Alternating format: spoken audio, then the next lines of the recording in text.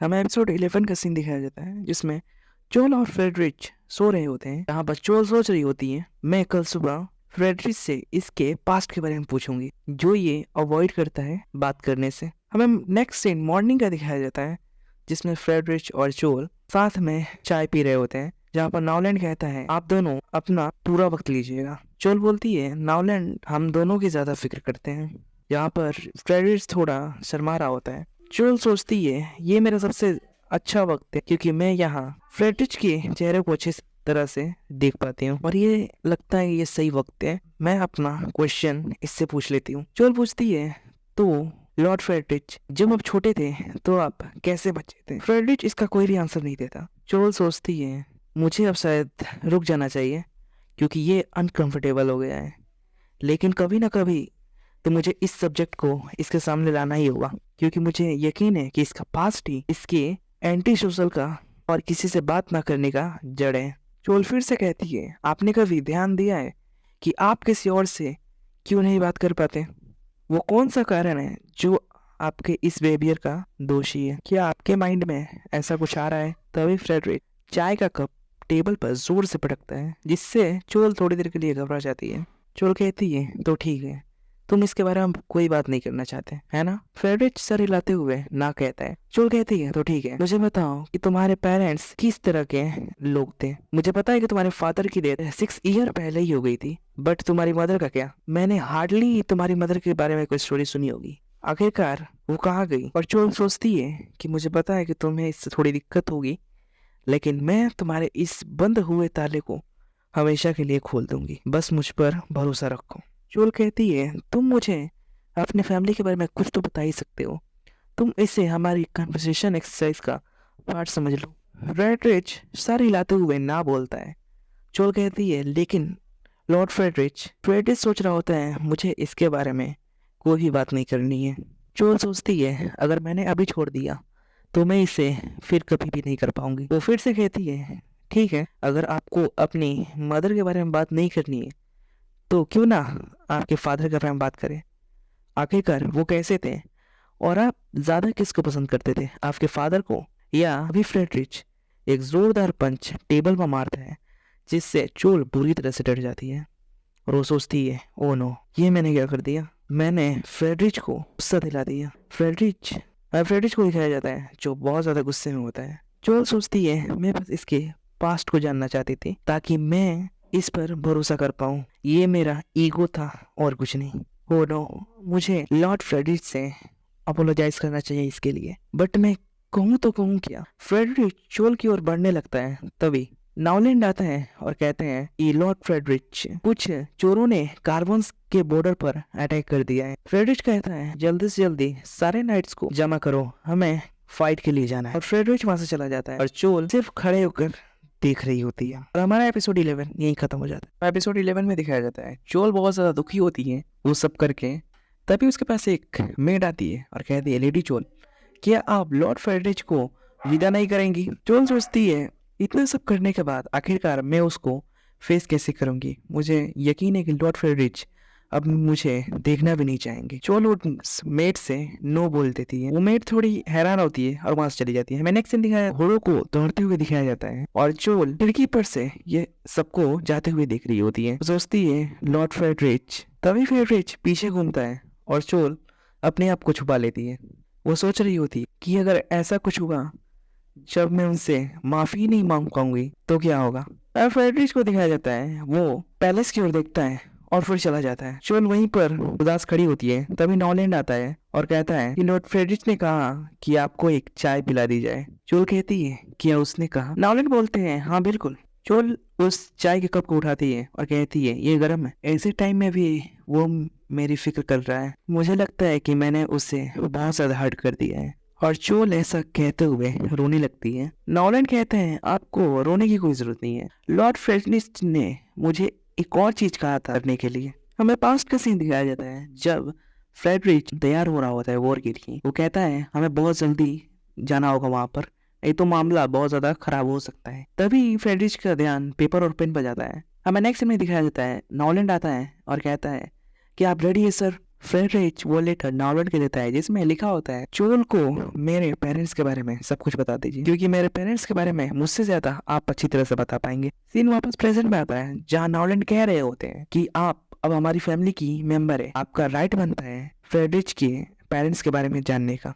Lord Friedrich खुद चाहते हैं कि आपको इन सारी चीजों के बारे में पता हो। चोल कहती है मुझे उसके बहुत से बिहेवियर के बारे में पता है, लेकिन मैं बस उसके पास्ट को जानना चाहती हूँ जिससे उसकी कमियों को दूर कर सकूं और मैं उस पर अच्छी तरह से भरोसा कर पाऊं, लेकिन मैं बहुत ज्यादा पागल हूँ। लॉर्ड फ्रेडरिच मुझे पहले ही अपनी फैमिली के तौर पर एक्सेप्ट कर चुके हैं। आई एम सॉरी, मुझे नहीं पता था कि उसके पेरेंट्स के बारे में बात करने से उसे बहुत ज्यादा हर्ट होगा।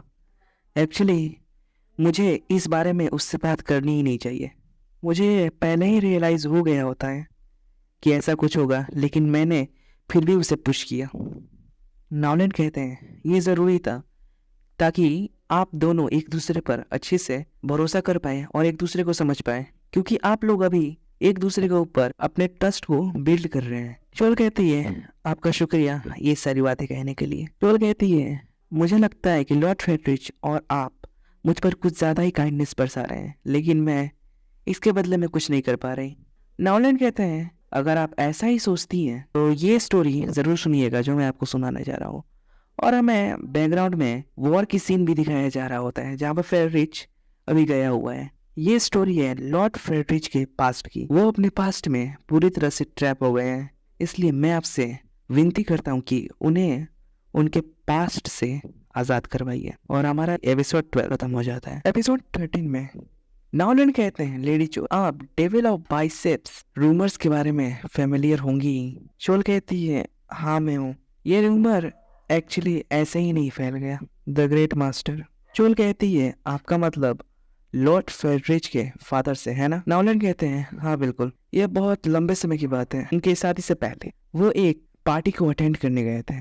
हमें पास्ट का सीन दिखाया जाता है जहाँ पर लॉर्ड फ्रेडरिच के फादर एक पार्टी को अटेंड कर रहे होते हैं और वो बैठकर ड्रिंक कर रहे होते हैं और वो कुछ ज्यादा ही ड्रिंक कर रहे होते हैं।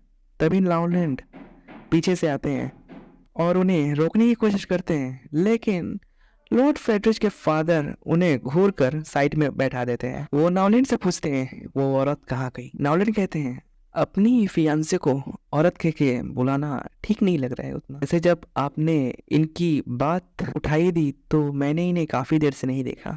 तभी फ्रेडरिच के फादर उठकर आगे जाने लगते हैं। कुछ लोग उन्हें देखकर डर भी रहे होते हैं। नॉलेट उन्हें बार बार बोल रहे थे आप जा कह रहे हैं, रुकिए माय लॉर्ड। लॉर्ड फ्रेडरिच के फादर कहते हैं वो औरत अपने फियांसे को यहाँ अकेला छोड़कर कहाँ चली गई, मुझे कुछ बुरा फील हो रहा है। और वो आगे की तरफ बढ़ते ही जा रहे होते हैं। तभी उन्हें एक व्हाइट हैंकरचिप दिखता है। वो उस हैंकरचिप को उठाते हैं और इसे स्मेल करते हैं। तभी उन्हें एक सामने रूम दिखता है जिसका डोर खुला होता है, जिसे देखकर वो बिल्कुल भी खुश नहीं थे। नेक्स्ट सीन में दिखाया जाता है एक आदमी को जो दौड़ते दौड़ते खून से लथपथ होकर बाहर आता है और कहता है प्लीज कोई मेरी मदद करो। तभी हमें पीछे से फ्रेडरिच के फादर आते हुए दिखते हैं जिनके सूट पर भी खून के निशान लगे होते हैं और उन्होंने अपने पीछे अपने फियांसे को घसीट कर ला रहे होते हैं। नॉलेट पूरी तरह से शॉक हो जाते हैं और वो भागते हुए सामने आते हैं। फ्रेडरिच के फादर अपने फियांसे को पटक देते हैं और हमें पता चलता है कि लॉर्ड फ्रेडरिच के फादर ने अपने फियांसे को मार दिया होता है। वो लड़का ये देखकर बहुत ज्यादा हैरान होता है और डर भी रहा होता है। लॉर्ड फ्रेडरिच के फादर कहते हैं इस आदमी ने और मेरी फियांसे ने मुझे धोखा दिया है। वो लड़का कहता है तो और मैं क्या करता, तुम एक ऐसे इंसान हो जो इस लड़की को बिल्कुल भी डिजर्व नहीं करते। तभी लॉर्ड फ्रेडरिच के फादर उसका सर धड़ से अलग कर देते हैं और कहते हैं जो मुझसे तमीज से बात नहीं कर सकता उसे मार देना मुझे सही लगता है। क्या किसी को आपत्ति है इससे? सारे लोग बोलने लगते हैं ये ह्यूमन हो ही नहीं सकता और नॉलेट भी बहुत ज्यादा हैरान होते हैं। और यहीं से ये रूमर चालू हुआ डेविल ऑफ बाइसेप्स। चोल इस बात को सुनकर बहुत ज्यादा हैरान होती है और नॉलेट कहते हैं तभी हमारी पड़ोसी कंट्री ने हम पर अटैक कर दिया और सिर्फ लॉर्ड फ्रेडरिच के फादर ने ही पूरी आर्मी को डरा कर रखा था, जिससे ये रूमर और ज्यादा फैल गया। लेडी चोल कहती है वो कितने ज्यादा भयानक होंगे। तभी चोल कहती है क्या मैं ज्यादा रूड हो रही हूँ? नॉलन कहते हैं बिल्कुल भी नहीं, जैसे वो इंसान थे ये र्यूमर उन पर बिल्कुल ही सूट कर रहा है। वो एक शर्मनाक और वल्गर और किसी पर भरोसा नहीं करने वाले इंसान थे। शोल कहती है लेकिन मैं पक्का कहती हूँ कि वो लॉर्ड फ्रेडरिच के लिए तो ऐसा व्यवहार बिल्कुल नहीं करते होंगे। नॉलन कहता है अनफॉर्चुनेटली बिल्कुल नहीं, वो लॉर्ड फ्रेडरिच को भी वैसे ही ट्रीट करते हैं जैसे वो बाकी सबको करते हैं। और लॉर्ड फ्रेडरिच असल में उनकी शादी से बाहर किए हुए बच्चे हैं, यानी कि उनकी जो ऑफिशियली फियांसे थी ये उनके बच्चे नहीं है। और हमारा एपिसोड 30 यहीं पे खत्म हो जाता है। अब एपिसोड 14 की शुरुआत में दिखाया जाता है जहाँ पर नॉलन कह रहे हो लॉर्ड फ्रेडरिच की बायोलॉजिकल मदर है वो एक कॉन्क्यूबाइन से जन्म हुए हैं। अगर आपने बहुत सारी हिस्टोरिकल मांगास या एनिमेस देखे हुए तो आपको पता है कॉन्क्यूबाइन मीन्स क्या होता है, अगर मैं इसको सही तरीके से बोल रहा हूँ तो। लेकिन जब उनसे उनके बच्चे को छीन लिया गया तब वो अचानक से गायब हो गई, लेकिन वो जानती थी उन्हें उनके बच्चे से जरूर दूर कर दिया जाएगा। जब लॉर्ड फ्रेडरिच 10 ईयर्स के थे तब उन्हें ढूंढा गया था और उन्हें अपनी मदर से दूर कर कर मेंशन में लाया गया था। और लॉर्ड फ्रेडरिच को देखकर क्वीन बिल्कुल भी खुश नहीं थी, जिससे ग्रेट मास्टर और क्वीन के बीच एक मतभेद हुआ, जिसके बाद ग्रेट मास्टर ने क्वीन को मेंशन से बाहर निकाल दिया। और उस दिन से लॉर्ड फ्रेडरिच और ग्रेट मास्टर साथ साथ रहने लगे। और यही वो दिन था जिस दिन से लॉर्ड फ्रेडरिच का सबसे बुरा समय शुरू हुआ। ग्रेट मास्टर लॉर्ड फ्रेडरिच को दिन रात ट्रेनिंग दिया करते थे जिससे वो स्ट्रॉन्ग सोल्जर बन पाए, क्योंकि ग्रेट मास्टर इस मेंशन का नेक्स्ट लॉर्ड उन्हें बनाना चाहते थे। और लॉर्ड फ्रेडरिच के छोटी से छोटी गलती पर ग्रेट मास्टर उन्हें बहुत ज्यादा पीटा करते थे और पनिशमेंट के तौर पर उन्हें रूम में पूरे दिन के लिए बंद कर दिया करते। लॉर्ड फ्रेडरिच एक बहुत ज्यादा काइंड हार्टेड पर्सन थे, इसीलिए वो नेचुरली ग्रेट मास्टर से पूरी तरह से डरने लगे। वो डर के मारे बहुत ज्यादा सिकुड़ते गए, जिससे इनसे कोई भी काम अच्छे से नहीं हो पा रहा होता है। और इस वजह से लॉर्ड फ्रेडरिच और ज्यादा डरने लगे और ये साइकिल डेली रिपीट हो रही थी इसी तरह। और हम सर्वेंट सिर्फ अपना आंख बंद करके ये सब देखते जा रहे हैं। मैं उनके बीच में बहुत बार इंटरफियर किया था लेकिन उसका कोई फायदा नहीं हुआ। मैं ग्रेट मास्टर को लॉर्ड फ्रेडरिच को पनिश करने से बिल्कुल भी नहीं रोक। लॉर्ड फ्रेडरिच एक बहुत ज्यादा खुश मिजाज बच्चे थे जो कोई भी बात खुद से कहने में पूरी तरह से सक्षम थे, लेकिन ग्रेट मास्टर के डर से और उनके पनिशमेंट के कारण वो धीरे धीरे बहुत कम बोलने लगे। और अब 2 साल हो गए थे लॉर्ड फ्रेडरिच को मेंशन में आए हुए। ग्रेट मास्टर को बहुत ज्यादा अच्छे रिजल्ट की उम्मीद थी, लेकिन लॉर्ड फ्रेडरिच उनकी उम्मीदों पर खड़े नहीं उतर पाए, क्योंकि कोई भी ऐसे इन्वायरमेंट में किसी के भी उम्मीदों पर खड़ा नहीं हो सकता। लेकिन ग्रेट मास्टर बहुत ज्यादा सेल्फिश थे और इसी कारण से वो लॉर्ड फ्रेडरिच से बहुत ज्यादा डिसअपॉइंटेड थे, जिससे वो गुस्से में आकर लॉर्ड फ्रेडरिच को एक बहुत बुरी पनिशमेंट दे दी है। ग्रेट मास्टर ने लॉर्ड फ्रेडरिच को उनके रूम में हमेशा हमेशा के लिए बंद कर दिया और ताला लगा दिया। चुल कहती है आखिरकार 12 साल के लड़के पर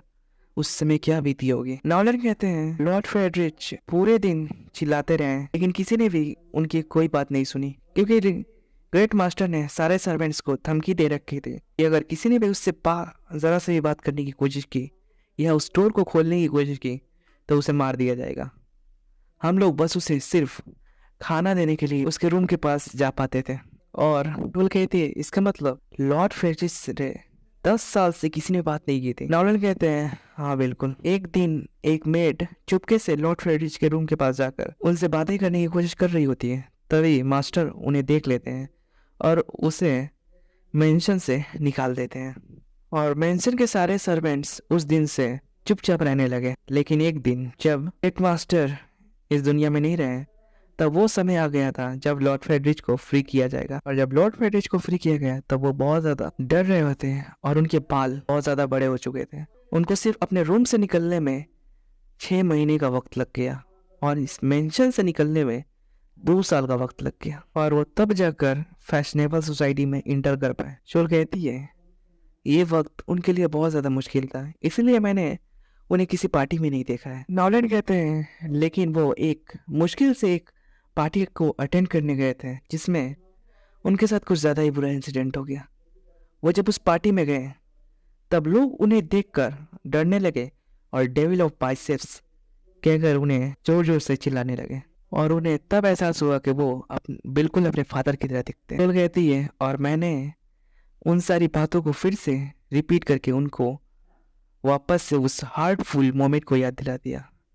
मैं बिल्कुल पतली भी हूँ, नॉलन कहते हैं, और मैं भी। मैं उस वक्त लॉर्ड फ्रेडरिच को मास्टर के उस जुल्म से आज़ाद नहीं कर पाया। मैं उससे बहुत ज़्यादा रिग्रेट करता हूँ। मैं एक बुज़दिल हूँ। जोल सोचती है मैंने फ्रेडरिच को बहुत ज़्यादा डीपली हर्ट किया है और नावलैंड हमेशा फ्रेडरिच के सपोर्ट में थे, लेकिन वो कुछ नहीं कर पाए, इसलिए वो बहुत ज़्यादा रिग्रेट कर रहे हैं। आई होप मैं उनकी पूरी तरह से सपोर्ट कर पाऊँ, लेकिन अगर मैंने उनकी फीलिंग्स को ऐसे ही हर्ट करती रही तो मुझे फ्रेडरिच से दूरियां बनाकर रहनी चाहिए।